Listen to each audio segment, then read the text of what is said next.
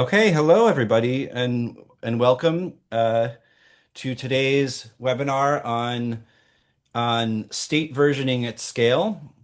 I am Greg Chappett. I'm the Director of Learning Design Innovation at Gutenberg Technology or GT, and I will be moderating today's discussion.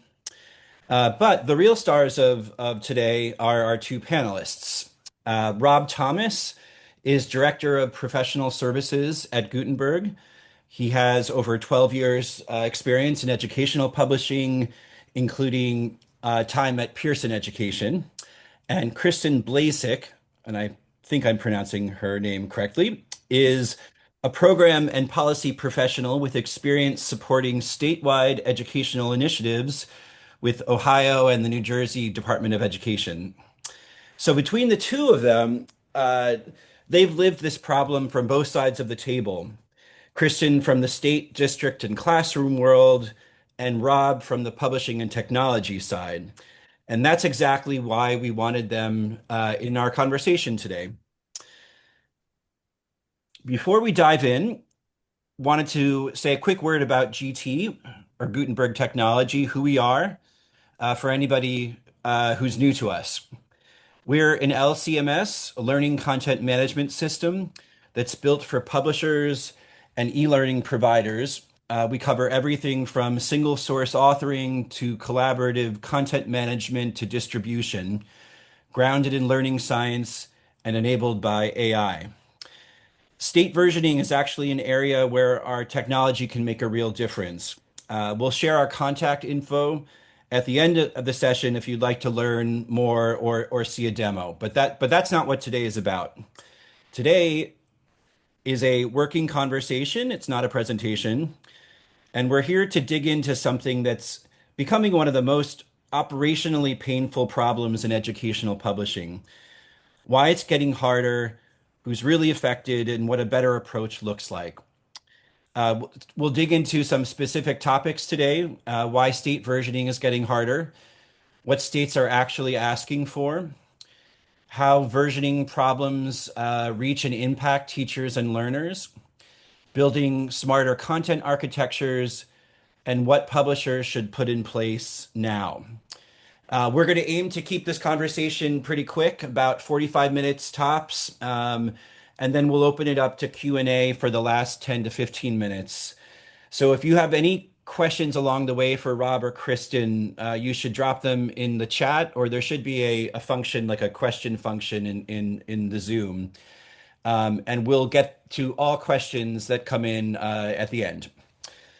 So let's get started. I'm going to stop sharing my screen so that we can see Robb and Kristen's faces. Did that work, guys? I don't see your screen anymore. Okay, I think we could probably see our faces now. Okay, so that worked. So the first question is for you, Robb. Robb, when you look at what publishers are dealing with today around state-specific versions of their materials, how is that conversation different from what it was 5 or 10 years ago? I'm assuming it's harder, and I was hoping you could sort of talk about what we mean by harder. What does harder mean? Yeah. So 5 to 10 years ago, we had a very different political environment. We had Common Core as sort of a national backbone of curriculum. And there were always states that would add or remove from or make adjustments for their specific markets. But we had a rough national alignment.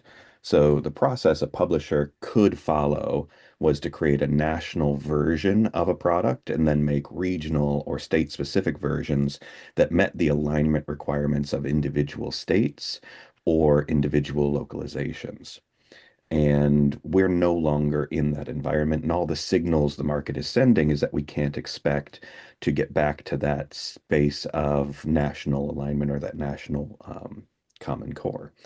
Uh, so your national version of a product is going to serve a smaller and smaller segment as states make increasingly specific requirements of publishers and of material that they're willing to recommend or require for their districts. And the problem isn't that it's just more states being added to that list. It's that each state is now bringing its own combination of requirements. The legislation bodies and what's being asked of states is changing pretty significantly. So your standards, your terminology, your expectations around inclusive material, the accessibility criteria that needs to be met, the adoption criteria that needs to be met in order to sell to various districts and buildings. It's almost a localization of a textbook to a particular environment rather than just an alignment of does this meet this particular standard or this particular pedagogical structure. And the cost that this is bringing and what's making it harder for publishers is that it's not just versioning costs, it's second and third and fourth era changes. So the second time you make a correction, you may make an update to your national version and your Texas version, but by the time you need to make a third correction on a piece of content, you have your national, your Alabama, Georgia, Florida, Virginia, California, Texas versions.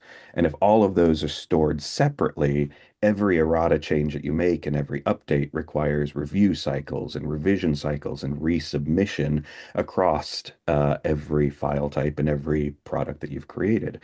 That complexity multiplies every single time. This came up clearly in a conversation I had recently with a publishing house that's elected in 2026 not to pursue a Texas adoption for some of its materials this year. They're focusing entirely on a submission for Florida for 2027 because they don't have the production capacity in-house to do both at the level that they want to. So if their previous Texas text gets rejected, they won't be on the state recommended list. They can still sell in Texas, which is the bet that they're making, but they won't be selling from the recommended list. So they'll be selling to districts without that state backing.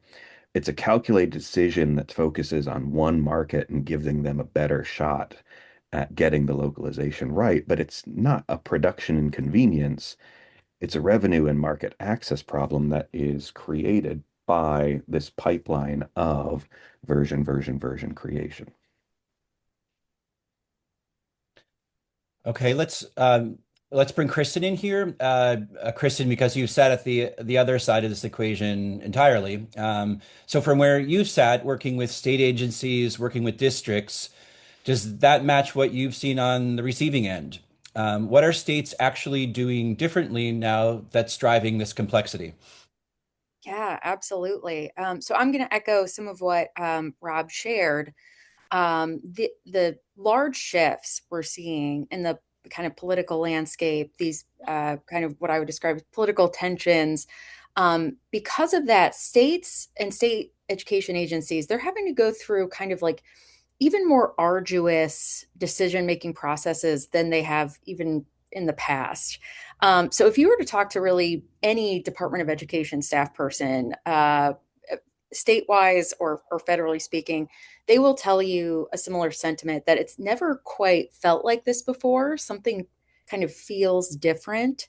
Um, so a lot of these pressures that have been kind of put on your SEAs, it's created some real concerns around making decisions and around the decision making process, generally speaking. So even things that were viewed kind of previously as innocuous, now there's kind of even more scrutiny that are we making the right decision given the current climate? So anytime a state agency is meeting with an external, whether it's a vendor or a contractor or a publisher, they're kind of wondering if you get them. Do you understand kind of the unique context that their state exists within? They don't want to necessarily have to explain, hey, in our state, we say soft skills. We don't say social emotional learning, right? And that in and of itself says so much about where that state specifically is in terms of their political breakdown. So they're really looking for some understanding around their current initiatives, their current legislation, even their student population, things like that. And again, because of these pressures and questions, even around funding, states are having to go through kind of like a stock taking process. And they're essentially having to prove and legitimize every program, their division of labor, and really prove that they are all of benefit to students. So it doesn't surprise me to hear that from a publisher's end that things also feel a little different as they're going through kind of like an adoption or approval process. And what also might feel a little different right now, states are really trying to address a significant amount of learning loss that took place over COVID, falling test scores. So they're really seeking solutions for those things too. Great. Okay. So let's go deeper on what states are asking for, because I think this is where it gets complicated for publishers and that in ways that they don't always anticipate. So, Kristen, maybe we start with you. When a state reviews instructional materials, what are they actually trying to accomplish? What does a good version look like from their perspective? Yeah, absolutely. So again, a state agency, they're really thinking through the dominant political opinions. They're thinking of recent legislation, their different statewide initiatives. I mean, even the thought of potential legislation can influence decision making and approval and reviewing processes. Of perhaps obviously so, they're making decisions that impact the entire state. So any curriculum that they're reviewing, it needs to be useful from everyone to their large urbans, to their small rurals. They're thinking through, is this something our curriculum directors or our principals or our teacher-based teams, are they going to find this useful? Is this going to really support the field? They're thinking of environments where, districts that have a really strong kind of like coaching infrastructure. Will this play well with that kind of a district? Will it also play well where the only coaching, instructional coaching they're going to get is from the principal? So we're thinking through all of those things when we're considering like curriculum implementation. And of course, also thinking about population shifts as well. So interestingly, here in Ohio, I heard a couple of interesting, like unique examples. One district had experienced a population shift where they had started with perhaps like maybe about 5% English language learners, that increased to something over 30%. Similar district I'd heard also experienced a big shift in their diverse learner population, so a really big increase. So those districts may not have the workforce that is prepared to meet those needs at the moment. They may not have the right staff people with licensure. They may be looking for new staff positions. So they could be really seeking to fill those gaps with their curriculum and really hoping that that will also address those student needs.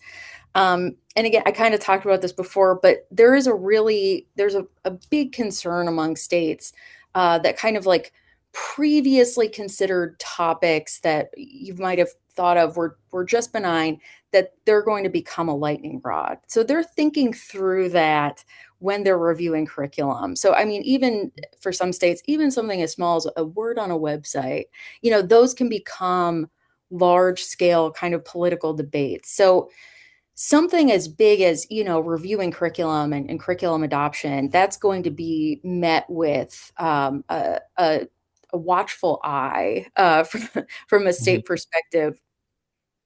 They're also thinking about, how will this curriculum be received throughout the state? How will it be received throughout the different regions? And they're thinking through how this is going to go when it's getting to the school board phase of adoption for districts.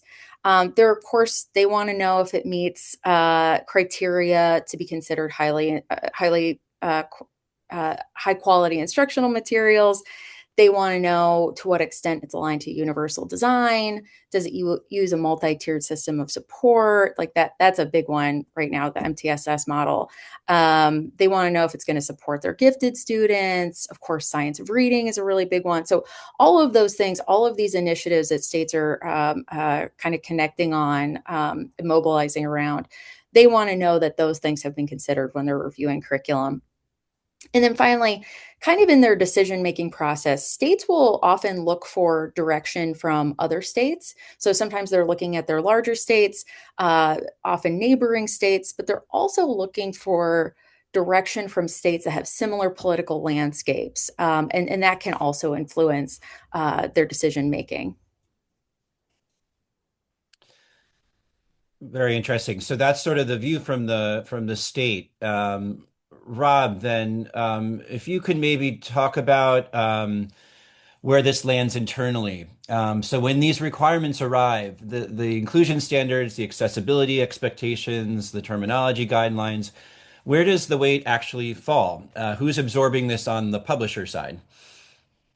Yeah, because publishing pipelines are by and large sequential, this tends to fall in multiple places simultaneously. And while those teams are talking to each other, they're usually talking to each other in the context of product creation and not necessarily the end or holistic goal.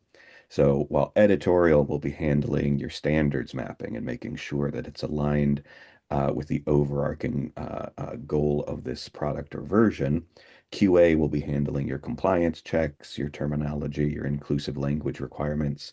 Production and project management are working on their timelines, and often we'll find that the diverse learning accommodations are often treated as a derivative. So they're created at the end after the core text is done. That core text may be adjusted up or down in level. Teacher resources may come after that. So you've got your core textbook, and then you create your teacher ancillaries to facilitate teaching that textbook. And then your print and digital are often on separate tracks entirely. So you make an accessibility change on the digital side in order to make something, but it may or may not be reflected back in your print book. And so there's alignment reviews that have ramifications across those different sides. So while I wouldn't say that any of those get dropped, they are sitting with different teams and different priorities along the pipeline, and that holistic view of what are we providing in a sense and how is it going to be taught with may or may not be held or may be held by a very small amount of people who are working on the actual project. And the clearest pressure point underneath all of this is metadata. If metadata isn't being managed structurally, meaning it's living in a spreadsheet or it's in someone's head, then that's the first thing that's going to break down when a state requirement changes or when guidance is updated. You can't find what needs to change programmatically. And so you end up reopening everything and going through an entire audit of a whole lesson to make sure that it matches the new criteria because the content within that lesson and the pieces of that lesson haven't been intelligently tagged together or tied together in a way that can reveal this is what's updated, this is what's changed. And so your reviews become focused on the whole project at the very end rather than holistically looking at how the project is serving the needs throughout the entire process. And then, as I mentioned before, if you've got to do that review across 5 or 6 different disconnected state versions, it just increases the timeline by to get any kind of adjustment out into the market. Yes, so it's clear sort of how complex this is from a content perspective. I wanted to I guess pivot over to Kristen then and ask about what happens when those internal failures aren't resolved before the materials reach a classroom. So Kristen, what do you think happens downstream when those internal issues don't get resolved before the materials reach the classroom? Yeah, absolutely. So teachers, of course, inherit any of that unfinished or any unmet needs in their curriculum. And that is, of course, additional time, unpaid labor. So things like building in scaffolding or differentiation, those are all things that can take a tremendous amount of time on teachers. So looking at it kind of like new and novice, and then some of our more experienced teachers on the new and novice end, we know one factor that actually impacts that group around burnout is classroom management. And so what any principal or dean of student behavior, one of the first things they're going to tell that new teacher is how engaging are your lesson plans? How interesting are your lessons? And so, how can curriculum kind of provide highly engaging, project-based learning, student-centered activities? How can it provide some of those options outside of just kind of teacher-led, teacher delivering content? How can it really connect students? On and as new teachers are learning so much on the job, they're also learning how to develop assessments. That's its own, kind of fine skill. So curriculum that has really strong assessments that actually measure depth of knowledge and not just rote memorization, those sort of things really help teachers that are just getting used to the process of instruction.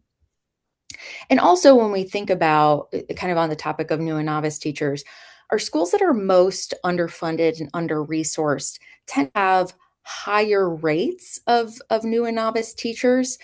So the idea of equity kind of comes into the conversation of what schools have access to really excellent educational materials, and then, so conversely, kind of your more experienced teachers who've been in the field, one factor that can impact burnout on that end of the career spectrum is a lack of autonomy. So your veteran teachers aren't necessarily looking for scripted lesson plans. They're looking for something that can be adaptive, something that they can kind of flex to meet the needs of their students. So they're looking for the ability to uh, kind of have their own judgment on what they're able to also teach their students. But ultimately, whether whatever spectrum that they're in on their career, however long they've been in the field, they ultimately want to know that this curriculum will be of benefit to their students, and kind of like fulfill the promise that all students, will receive access to an excellent education. So that's really top of mind for a teacher. In my first year of teaching, I can tell you, I taught fifth grade self-contained. And in that classroom, I had one student who was not yet at letter recognition in the process of learning how to read. I simultaneously had three students who could read at a junior level in high school.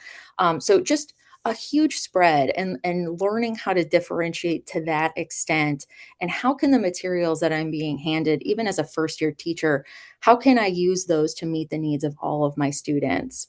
Um, and the degree to which a teacher feels curriculum is implementable or usable, that's what determines whether or not a district kind of like fully implements. So teacher buy-in is a huge element of the success of implementation, or whether it's implemented to fidelity. So if a coach or a principal, they start to hear from their most experienced teachers that the curriculum isn't very practical or it's not really working with our student population, they start really losing hope in it. And the implementation plan, I will say, for curriculum, it's really important, because it helps a principal or a coach. It helps them understand what that curriculum looks like in practice. And that even in turn impacts how teachers are evaluated when they're going through observation cycles. And ultimately ensuring that curriculum ends up saving time. It ultimately really reduces the kind of classic education burden of this is just one more thing. Mhm. Yeah, I thought what you said about first-time teachers and how they're most impacted is very interesting. And also your own experience with your fifth grade class.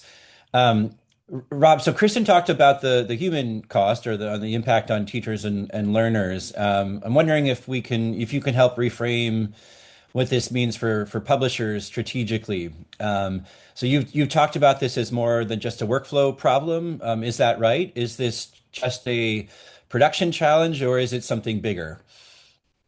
Yeah, in order to meet those needs and provide that kind of holistic curriculum. It's not, it gets disguised as a workflow problem. Publishers will often treat versioning as a production question of how do I make 5 versions and what's the minimum required amount of change in order to pass basically the regulations and get approval in order to sell into the market, right? What's that minimum amount of work? But this is really, in my view, a content strategy problem, that the architecture of the content that's being created is being created where variation is duplication rather than where variation is managed and managed from the source.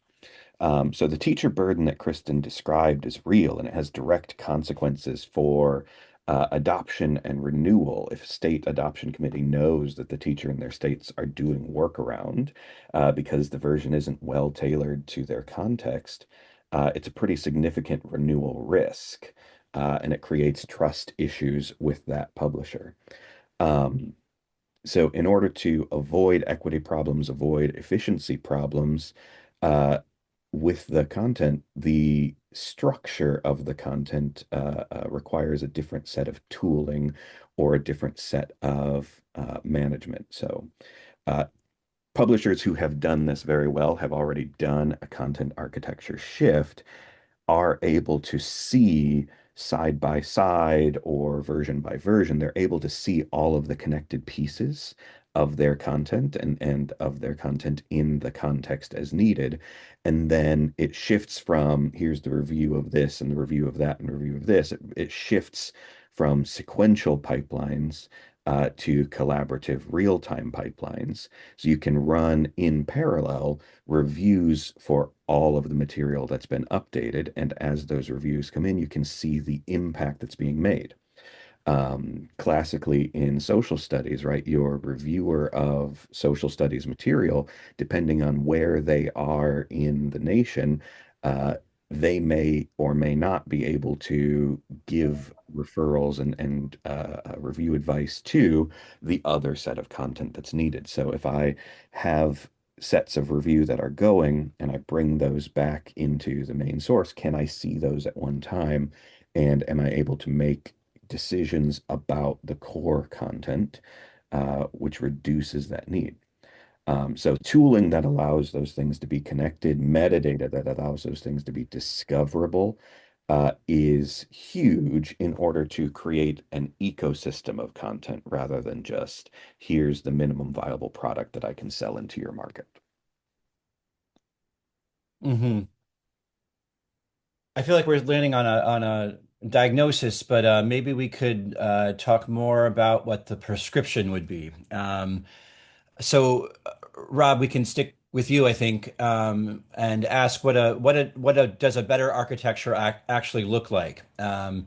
So, publishers hear terms like structured content and single source of truth, and sometimes that sounds more like overhead, not less. Like, oh, sorry.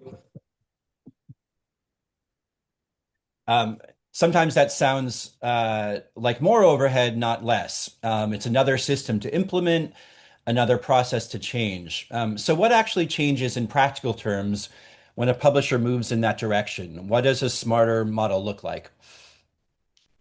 The fundamental change is that variation stops living in disconnected files and it's living in the content model itself. So base content is your base content, and you state specific variations, your state standard tags, your terminology, accessibility accommodations, localized languages. It's attached through the metadata and structure and not through separate documents or separate spreadsheets or separate workflows. What that creates in practice is a change to one state requirement doesn't require reopening every version. You are able to find the affected components, update them. The structure that exists preserves everything else. So your QA changes as well. Instead of sequential review, finish one version and then version two and catch an error in four and go back to all of the others, you run parallel review because teams are working from one source of truth. All of this, as I mentioned, is made possible by interconnected metadata and continually updated metadata. So if your content is tagged to standard, is clip tagged to your requirements and your various levels, you can immediately answer the question, does this version meet my state's requirements with evidence and not with manual audits? Not by pulling up a spreadsheet, but by asking the question, you can know the answer. This frees your production team's cycles to incorporate all of your blueprinted content, the things you know you need to create from the beginning. They don't just become derivative products created at the end. They become core to the way that this content is being created, the way that the content is being reviewed. If we take, for example, a lesson, and we've got a lesson that has your low level and high level learner requirements included in it. As you're creating one, you can see those others. And so, as the structure may be identical between them so that they're getting an equitable experience, those levels can be reviewed at once rather than say, this meets the state requirements, and now I've got the bandwidth to go back and make another version of it. All of those together, connected through metadata, allow you to reuse that lesson anywhere that you need to create derivative and differentiated product for new markets or new requirements. Um, One thing that I'll add from the publisher side at the end of that setup, when your architecture supports this kind of complex and holistic creation, is being able to prove alignment isn't just a compliance benefit, it's a competitive advantage. So now, instead of saying, yes, we meet all your criteria, here's the checklist back, you have defensible logic to how you can say, this is how it meets your criteria. This is how it supports your learners. This is the things that inform that implementation plan that Kristen pointed out is so essential to getting real world use out of purchased adoption. Kristen, does that match what you've seen from the state and district perspective? Absolutely, because having, like you were saying, having that evidence to prove alignment to the many requirements that a state might have, that just builds so much trust with a state education agency. It helps us build trust with districts. Anytime that an SEA can offer fully vetted resources, curriculum, anything like that, that is something that they're really seeking to do, so that even I think there's a perception among many state government agencies. They're just kind of somewhat viewed as bodies of compliance, that sort of thing. And so anytime they can move beyond and be able to really prove how helpful something is and how they are aware of the challenges of the field and how resources that they've vetted can essentially meet those needs. So yeah, absolutely. Mhm. So let's get even more practical, I think. And um, we've covered a lot of ground. The landscape's getting harder and what states are actually asking for.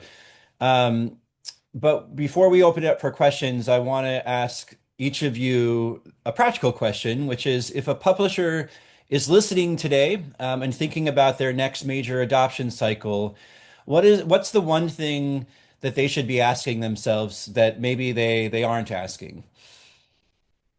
And I'm Oh, not sure who wants to take it first. Rob, do you want to want to start? yeah. Start. So, two questions that I would say ask yourself. First, can you see which content supports which state standard, not at the product level, but at the component level? Um, and if not, without pulling up a spreadsheet or someone on your that's something that your team manages manually, that's an indicator to me that you're really one layoff round away from having a very serious compliance problem. The second question to ask is, can I update one requirement without opening every single version? And if the answer is no to that, every future adoption that you're targeting is going to cost more than the last one because you're adding versions to a system that was not designed to manage them.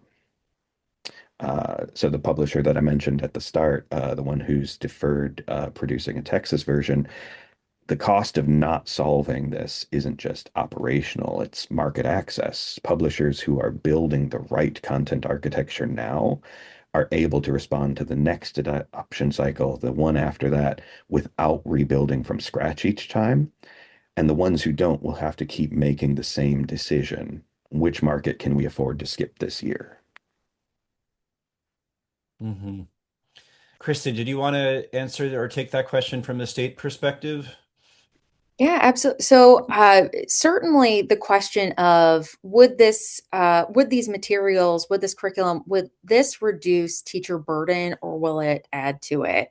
So, if you were to hand this over to a first year teacher, could they effectively use those materials day one? And ultimately, does this build the capacity of school personnel? Or does this turn into one more thing? Is this something that really has the ability to be used, to be implemented with fidelity?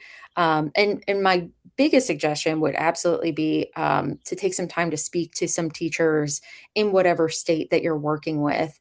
They'll be able to give you such a strong understanding of the practicality of the materials that you're creating.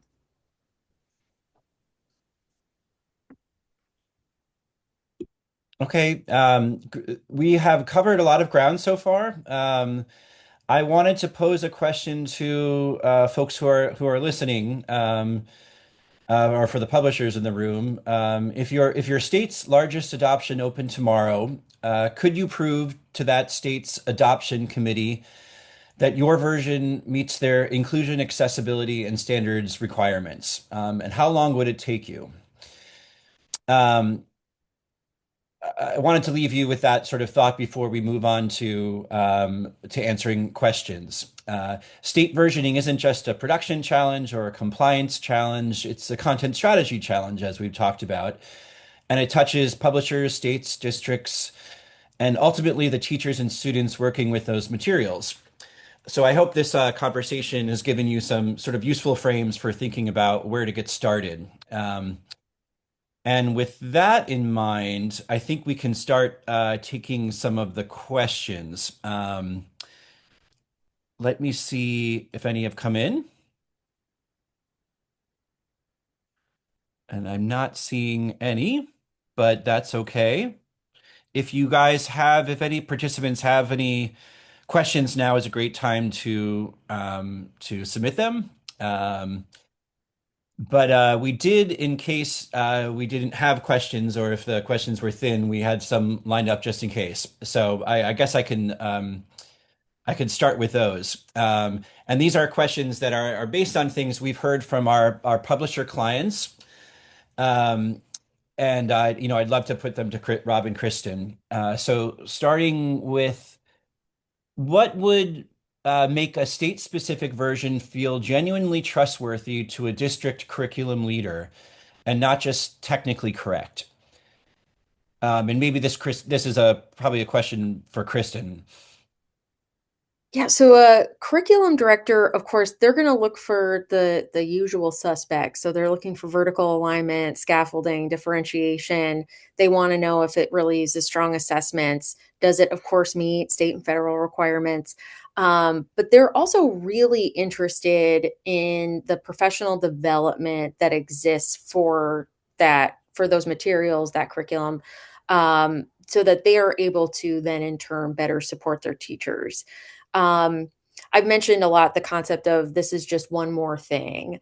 And I think one way that that can happen, that I've seen that happen with curriculum, is that the pacing guide is just unrealistic. So it's just requiring teachers to just go through content at such a speed that it's just not realistic to the needs of their students. So prioritizing when developing a pacing guide and content, that there's more of an opportunity to get into the depth of it, rather than something that they're just having to get through. Okay.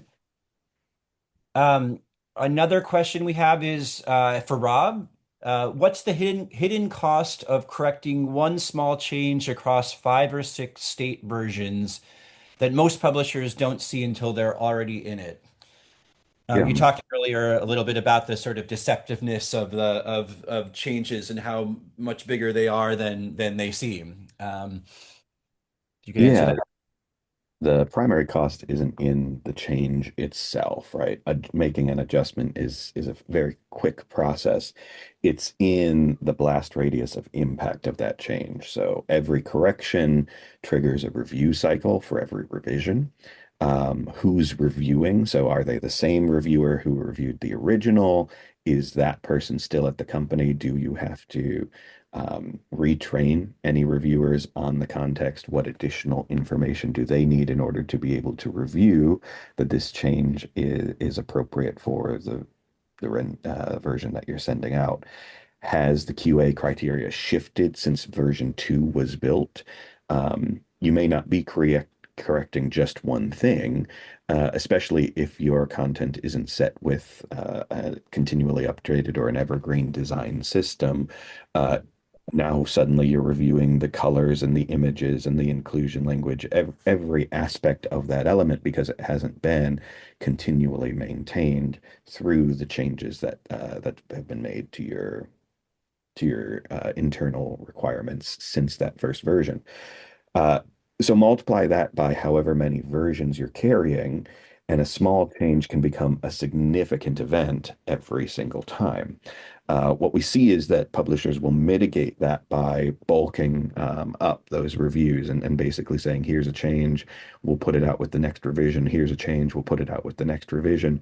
And so they've created entire production cycles of maintenance in order to handle the weight that that's bringing on their system.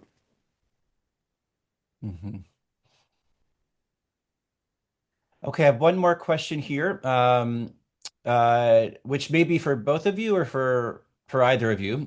Is state versioning ultimately a production challenge, a trust challenge, or a content strategy challenge? Or is it all three at once?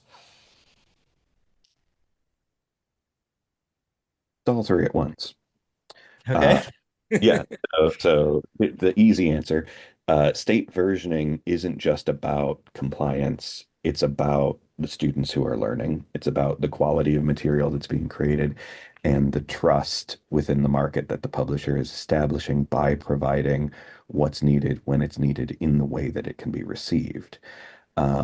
So I've mentioned a couple times it's like the effort of localization. When you're taking content, it's not strictly a reuse where I can pick up a couple chapters from this book and a couple chapters from that book and create a new derivative product. I have the ability to um, see exactly what is being created, how it's being created, and leverage what has already been used in new and reusable ways. So by tying those things together, again with metadata, not to harp on the same point the whole time, but it is the purpose of this conversation. I want to get it across. By tying those things together, you can create a product that meets the needs of the people who are receiving it. And by meeting those needs, you increase the value that your brand brings to those users. Mhm. Kristen, did you have anything to add to that I would just say ditto. Yeah. question? Which is fine. Anything more, or is it just ditto? Yeah, I mean, we've kind of we've talked about it, but absolutely the ability to build trust and the ability to say that the materials that from a state side, offering that up to districts, the ability to say that these materials are vetted, that this meets all of the requirements, the many requirements that are changing state to state, the many different things that are happening, whether it's legislation, initiatives, any of those things, the ability to say that these materials fully meet this criteria, that this is, we feel confident that this is going to be supportive of the field. That that is all extremely helpful. So yeah, I agree that these three things are certainly happening, yeah, at once. Okay.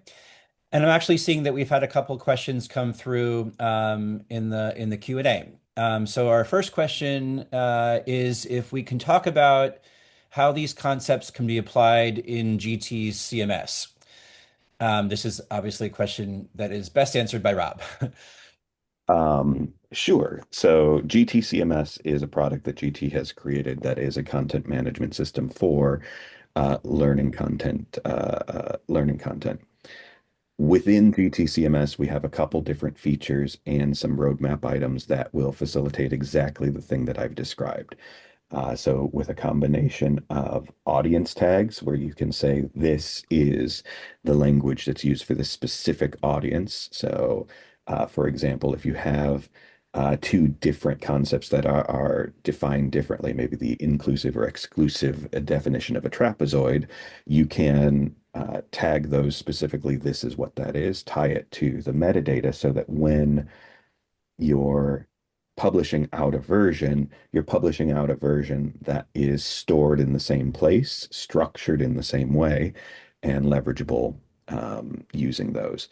Uh, a couple other ways that GTCMS is bringing this capacity to create versions faster is through templating at every level. So we know that there is a continual structure that's used. There's a pedagogical framework that's used to create a lesson. Everything that's the same about that lesson does not need to be recreated every time you create a new lesson. It can be templated in, it can be filled in. And by using the structure to give definition to what those templates are, why those templates are in existence, what the pedagogical purpose is, you set the structure up for either human built or AI built capacity in the future to be able to say, I'm using these assets, I'm using these elements, I'm using these structures to fill in with this content that already existed that's targeted for this level with this localization, and giving an architecture that allows those to be synthesized very quickly and synthesized with intention. You no longer have the burden of I'm reviewing the way that the content is presented. I'm reviewing the way that the content is formatted. Those things are taken care of by the template. Your reviews become much more targeted. Is this content actually meeting the end need? And so you reduce your QA time while focusing their mission in a much more effective and a much more ROI perspective. Mhm. We have one other question that is, I think, a good question for Kristen, but maybe you all can both weigh in if you want to. What do you have to say about the challenges when different states define a concept differently? For example, inclusive or exclusive definition of trapezoid. I don't know what that means, but or different vocabulary is used for the same concept. For example, a y-intercept versus a vertical intercept. That's probably a Kristen question, but did you have any thoughts on that, Kristen? I guess what Hmm.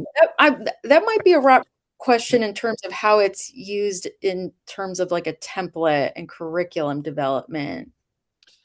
Yeah, Yeah, maybe it's I'll more of a take that. solution. Yeah, very much. So when you're teaching with the content, you're teaching to a set of standards. And so as a publisher, you have to navigate the whole gambit of standards and the ways that things are presented and the ways that things are defined.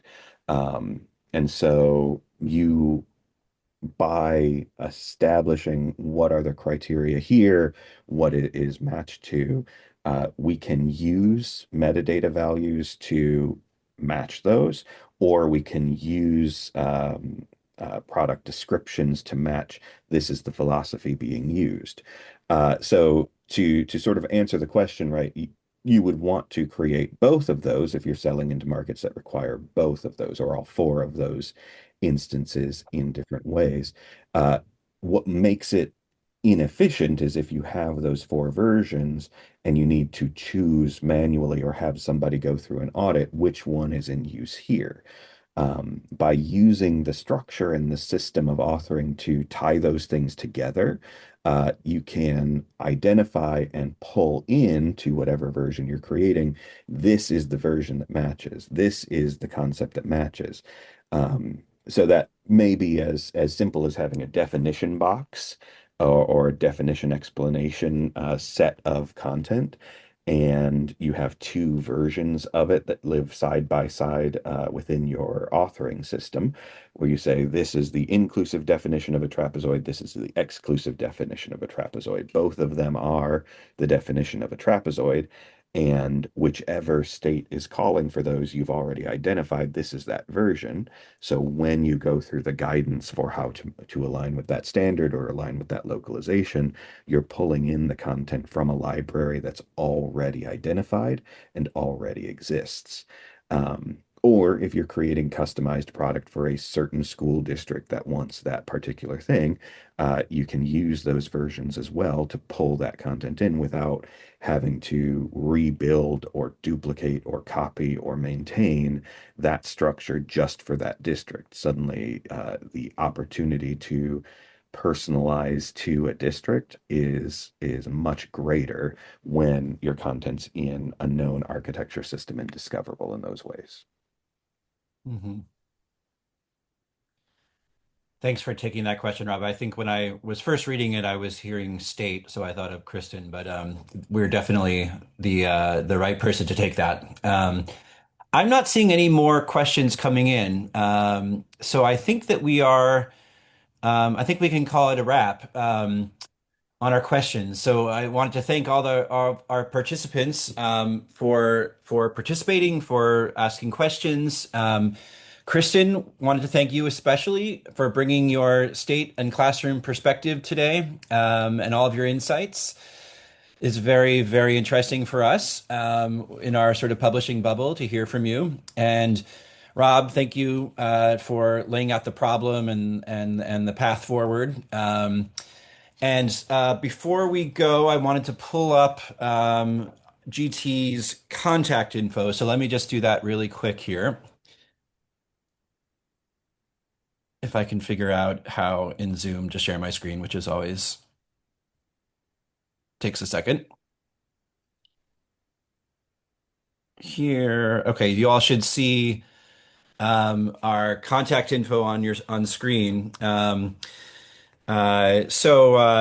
If there's anything from today's conversation that sparked questions about GT, I know Rob sort of described how things work. We would love to show you how they work and sort of do a demo, get you in our system, and show you what we're actually talking about with